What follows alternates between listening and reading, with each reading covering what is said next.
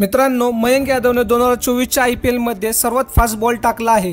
त्याच्या या बॉलचा स्पीड हा 155.8 किमी प्रति तास इतका होता। मयंक यादवने आपल्या पहिल्याच मॅच मध्ये सर्वात फास्ट बॉल टाकून सर्वांनाच आश्चर्यचकित केले आहे आणि आपल्या पहिल्याच मॅच मध्ये मॅन ऑफ द मॅचचा पुरस्कार देखील मिळवला आहे। त्याच्या बॉलिंग मध्ये केवळ स्पीडच नाही तर लाईन लेंथ ही अतिशय अचूक होती। त्याने टाकलेल्या 24 बॉलपैकी 9 बॉल हे 150 किंवा त्यापेक्षा जास्त स्पीडने टाकलेले होते।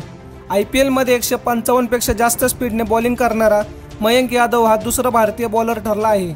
मयंकला लखनौ सुपर जायंट्सने 2022च्या लिलावादरम्यान त्याच्या 20 लाख रुपयांच्या मूळ किमतीवरच खरेदी केले होते।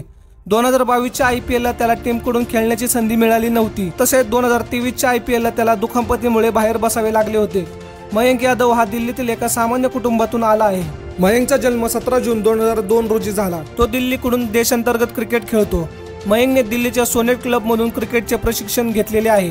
ही तीच अकॅडमी आहे जिथून भारतीय विकेटकीपर ऋषभ पंत, शिखर धवन आणि आशिष नेहरासारखे महान क्रिकेटपटू उदयास आले आहेत। मयंकने आपल्या लिस्ट एच्या करिअरमध्ये 17 मॅचमध्ये 34 विकेट घेतलेले आहेत। लॉकडाऊनच्या काळात मयंकच्या वडिलांचा व्यवसाय कोलमडला होता आणि त्याच्याकडे स्पाइक खरेदी करण्यासाठी देखील पैसे नव्हते, परंतु त्याने संकटावर मात करत मेहनत घेतली आणि आपल्या जिद्दीच्या बळावर IPLच्या पहिल्याच मॅचमध्ये वेगवान बॉलिंग करून अनेक रेकॉर्ड्स आपल्या नावावर केले।